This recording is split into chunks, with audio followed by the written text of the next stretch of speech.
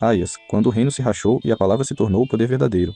O profeta que anunciou a divisão e mostrou quem realmente manda. Introdução, da união à ruptura. Três corações que batiam juntos, até que se separaram. Até aqui, percorremos um caminho em que algo belo e raro brilhava diante dos nossos olhos. Os ministérios de rei, sacerdote e profeta caminhavam unidos como se fossem um só corpo, refletindo a presença plena de Deus no meio do seu povo. Era como raiz, caule e flor brotando da mesma terra. Era como voz, ouvido e coração batendo no mesmo ritmo. Tudo ordenado, santo e completo, conforme o plano original do Senhor, uma harmonia que poucos períodos da história humana jamais conheceram. A unidade perfeita, Samuel, Davi e os profetas leais. Essa unidade começou de modo muito claro com Samuel, que em si mesmo reunia juiz, sacerdote e profeta. Nele, os dons apareciam como uma comunhão perfeita entre a autoridade que governa, a autoridade que santifica, a autoridade que santifica. Depois veio Davi, homem segundo o coração do Senhor, cercado e sustentado por homens como Gad e Natã. Eles não estavam ali para bajulá-lo, nem para se opor a ele como inimigos, mas para corrigir, confrontar e conduzir. E Davi, este é o ponto sagrado. Quando ouvia a palavra, se curvava, reconhecia sua falha, se arrependia, e tudo voltava ao equilíbrio. A parceria permanecia firme, a palavra era acolhida, a lei era respeitada, o rei era alinhado, a graça fluía livremente, como um rio que nunca seca. O fio se estica e arrebenta, mas agora algo muda. O fio que ligava tudo isso vai se esticando, cada vez mais tenso, até que finalmente arrebenta com um som que ecoa por toda a história. A harmonia se desfaz devagar, quase sem perceber, até que se torna impossível ignorar. O rei já não anda pelo mesmo caminho da palavra. Salomão, o rei que esqueceu de quem era o dono do trono. Chegamos ao reinado de Salomão, o homem que recebeu sabedoria incomparável, o homem que recebeu sabedoria incomparável, o homem que viu a glória de Deus descer como nuvem espessa e viva. E este mesmo homem começa a se afastar da lei, justamente daquela visão deuteronômica que era o alicerce de tudo, a pedra angular colocada por Deus desde os dias de Moisés. Mas isto não acontece de uma vez como uma queda súbita, acontece devagar, passo a passo, escolha por escolha, as pequenas escolhas que constroem muros, um pouco mais de riqueza, um pouco mais de cavalos para se defender, mulheres que talvez servissem para unir reinos, alianças que pareciam estratégicas, concessões que pareciam pequenas, cada escolha isoladamente parecia insignificante, mas juntas, somadas, acumuladas, sedimentadas, elas ergueram um muro entre ele e aquele que lhe tinha dado tudo. E então a palavra se cumpre, não como maldição, mas como verdade que não pode ser contornada.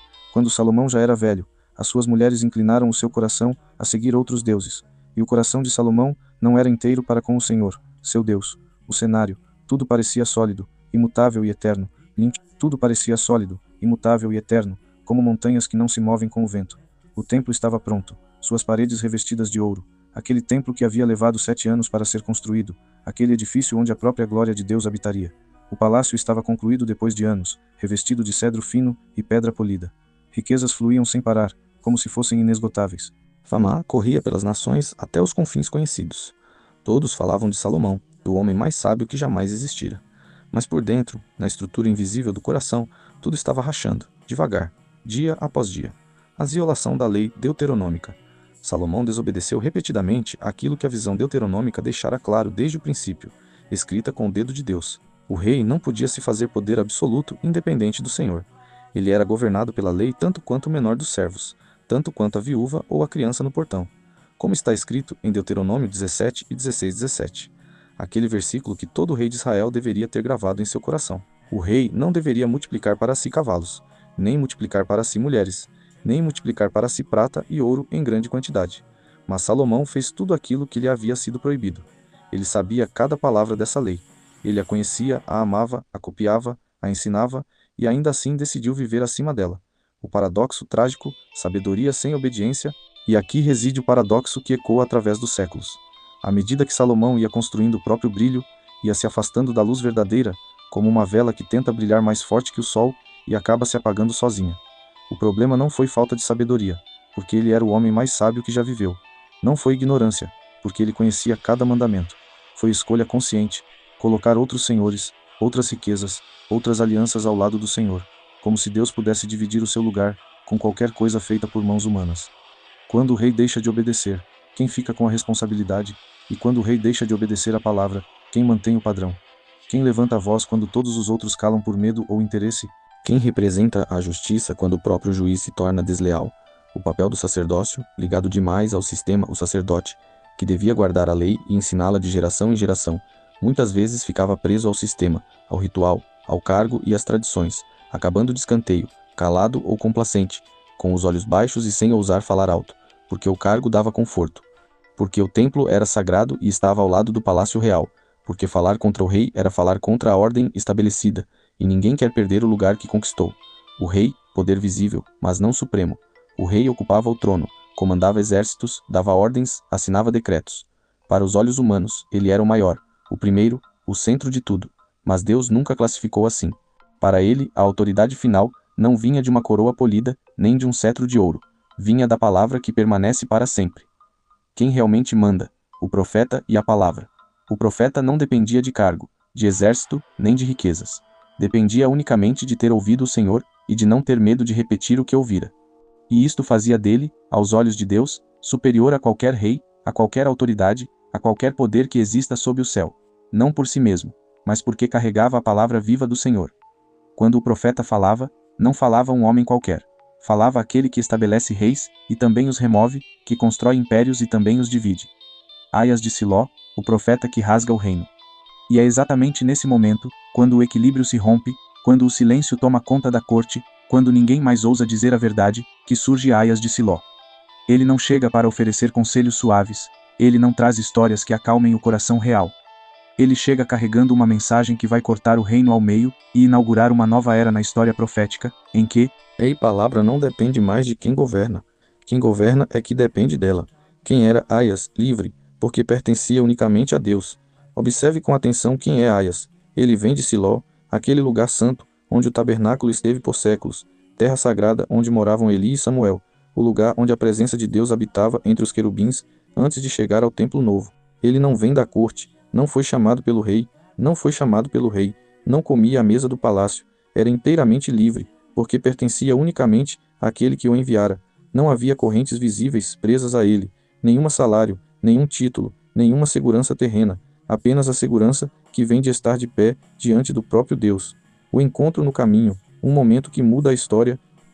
A história está registrada em 1 Reis 11, 29 a 39, com uma força quase tremenda, simples e direta, como trovão ressoando em montanhas calmas. Jeroboão saía de Jerusalém, quando Aías, o profeta de Siló, o encontrou no caminho. Aías estava com uma túnica nova sobre si. Os dois estavam sós no campo, ninguém observando, nenhuma testemunha, apenas aquele que tinha uma palavra e aquele que estava prestes a recebê-la. Então algo extraordinário acontece. O rasgo, quando a palavra se torna visível, Aías tomou a túnica que trazia sobre si e a rasgou em 12 pedaços. Não era um gesto teatral. Era um gesto sagrado, o tipo de ação que só o Espírito de Deus coloca no coração de seus profetas. Uma túnica inteira, nova, limpa, sem mancha, rasgada em 12 pedaços, correspondendo às 12 tribos, cada qual como parte do corpo de Israel, unida num só tecido que Deus havia costurado com suas próprias mãos. E então Aías fala, a palavra que divide o reino, Cisr-T6. Toma para ti 10 pedaços, porque assim diz o Senhor, o Deus de Israel: eis que eu rasgo o reino da mão de Salomão, e te darei 10 tribos. Mas ele terá uma tribo, por amor do meu servo Davi, e por amor de Jerusalém. 10 vão para Jeroboão. Uma, junto com Benjamim, pequena mas firme, permanece com a casa de Davi, mantendo viva aquela promessa eterna, que um dia daria fruto em Jesus Cristo. O reino se parte, não por guerra, não por rebelião humana primeiro, mas porque a palavra de Deus decidiu assim, antes de qualquer espada ser desembainhada. O transformador de palavras invisíveis em sinais visíveis, ao rasgar aquela túnica nova, sem mancha e sem rasgo, Aías faz algo extraordinário. Transforma uma palavra invisível num sinal que todos podem ver, tocar e compreender imediatamente, como se o próprio céu tivesse partido o véu. Porque as palavras, quando vindas de Deus através do profeta, não são meras palavras. São realidades que se fecundam, que brotam, que germinam e que inevitavelmente vão acontecer. Aquele reino, que parecia tão sólido, tão eterno, tão perfeito, estava dividido antes mesmo de qualquer soldado sair da capital. A palavra havia falado, e o que Deus fala ninguém consegue desfazer. A mensagem não poupa ninguém, nem mesmo o rei mais sábio. E a mensagem não poupa ninguém, nem mesmo Salomão, o rei mais sábio que já existiu. Salomão errou, desviou-se, quebrou a aliança repetidamente. E a consequência real é um reino dividido, como tecido rasgado, não abstrato, não metafórico, mas concreto, palpável, que todos veriam logo depois. Não foi por falta de aviso, porque cada passo dele atravessava barreiras claras que Deus havia colocado, e ainda assim, e aqui está a beleza que redime tudo, a promessa feita a Davi permanece firme, mostrando que A graça não depende da nossa graça, a fidelidade não depende da nossa fidelidade, mas unicamente da própria natureza imutável do Senhor. As condições que redefinem tudo ao entregar o reino a Jeroboão, Deus também estabelece condições claras. Não era uma entrega gratuita, nem permissão para governar como quisesse. A palavra diz: se ouvires a minha voz e fizeres o que é reto aos meus olhos, farei contigo uma casa firme. As regras não mudam com o governante, porque vem de quem o estabelece. O novo rei podia ter tudo, um reino inteiro para si, mas estava sob as mesmas condições. Obedeça à palavra, não há rei que escape disso. A grande pergunta: de que lado fica o profeta? E Deus? Aqui se revela o ponto de virada que ecoa como sino ao longo de toda a Escritura. Antes era fácil e belo, o rei obedecia, o profeta apoiava e abençoava. Tudo caminhava unido como uma família de mãos dadas. Agora, porém, a escolha se torna dura, inevitável e sem meio termo. O profeta deve ficar do lado do poder, da estabilidade, da riqueza e da coroa, mesmo que tudo isso esteja indo contra a lei, contra a verdade e contra Deus? Ou deve permanecer firme do lado da verdade, da justiça e da palavra, mesmo que isso signifique anunciar queda, divisão, rompimento com quem governa, solidão, rejeição ou perseguição? A resposta de Aias, sem hesitar, sem negociar, sem temer. Aias não hesita nem por um instante. Ele não se curva diante da grandeza de Salomão. Ele não se cala para não incomodar. E com isso responde de forma definitiva à pergunta que ecoa por todos os séculos, de trono em trono, de geração em geração. Se para vocês o rei é o maior, saibam que para Deus, e portanto para tudo o que é verdadeiro e eterno, a palavra que vem do Senhor, entregue através do profeta, é sempre superior a qualquer autoridade humana. Deus não apoia o trono só porque é trono. Ele apoia o trono que anda nos seus caminhos, que obedece à sua lei. E quando o rei se volta contra ele, Deus fica do lado da sua palavra. Portanto, ao lado daquele que ousa falar com fidelidade, custe o que custar, diga o que disser, aconteça o que acontecer. O profeta não é dono da palavra, é apenas porta-voz. Isto não significa que o profeta se coloca acima de Deus. Ao contrário, ele se coloca abaixo dele, tão baixo quanto um servo pode estar, descalço, despojado, oferecendo apenas o vazio de si mesmo, para que Deus o preencha. Mas justamente por isso, quando fala fielmente, está acima de todo o cargo humano, quando esse cargo desobedece ao Senhor. O profeta não é dono da palavra, é apenas porta-voz, simples instrumento nas mãos do oleiro. Mas quando o porta-voz fala fielmente, sem acrescentar nem tirar nada, quem o ouve, ouve a Deus. E quem o rejeita, rejeita o próprio Deus, não apenas um homem qualquer. O poder da palavra contra o poder dos exércitos.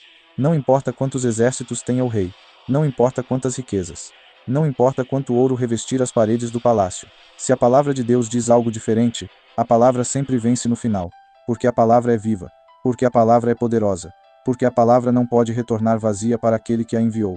Sempre realiza aquilo para que foi designada. Uma nova era começa, o profeta contra o rei. Com Aias, fecha-se um ciclo precioso e abre-se outro, diferente, mais duro, mas no qual a palavra brilha ainda mais forte, justamente porque não depende mais de nada além de si mesma.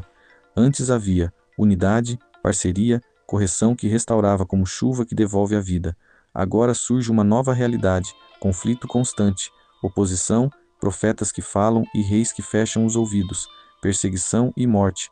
E ainda assim, a palavra avança como um rio, que nada consegue deter, o que vem a seguir, Elias e os profetas do deserto. Daqui em diante veremos isto cada vez mais claramente.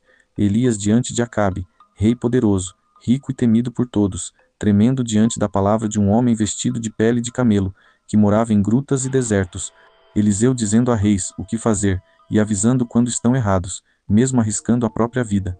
Muitos profetas corajosos, solitários e perseguidos, mas invencíveis, porque carregavam algo que nenhum exército podia destruir, nenhum palácio podia aprisionar, e nenhuma espada podia matar. A palavra viva de Deus, o sacerdócio ao fundo, perdendo o protagonismo, e o sacerdote, como você observou tão bem, ele vai perdendo o protagonismo, ficando de escanteio, muitas vezes ligado demais ao sistema existente, ao ritual, ao templo e às tradições antigas, sem conseguir ou sem querer levantar-se contra o pecado instalado no poder, lá no alto, onde todos fingem não ver.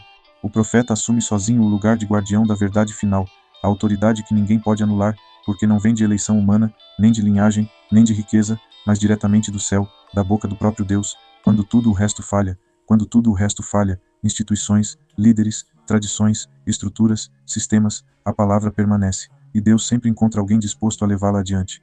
Mesmo que esse alguém tenha de ficar sozinho, mesmo que tenha de enfrentar o mundo, mesmo que tenha de pagar com sangue a fidelidade à palavra que ouviu. Resumo e fechamento: quem está no topo? Chegamos então à conclusão que responde tudo e fecha este capítulo de forma decisiva. O modelo perfeito era o de rei, sacerdote e profeta unidos em obediência e amor, refletindo o próprio Deus entre nós em perfeita comunhão. A rachadura começa quando o rei deixa a lei de lado e segue os seus próprios caminhos.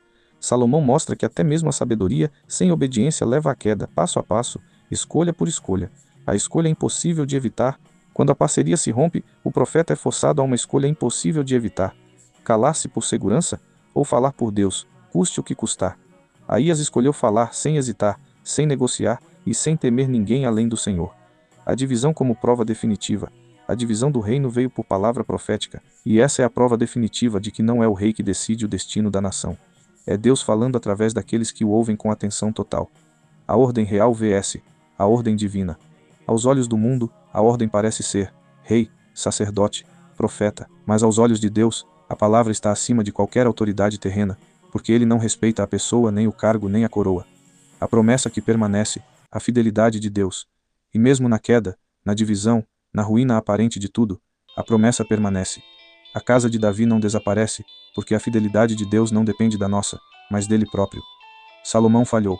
O reino foi dividido, mas a linha que levaria a Jesus Cristo permanecia intacta, protegida pela própria palavra de Deus, coroas, cetros e a palavra.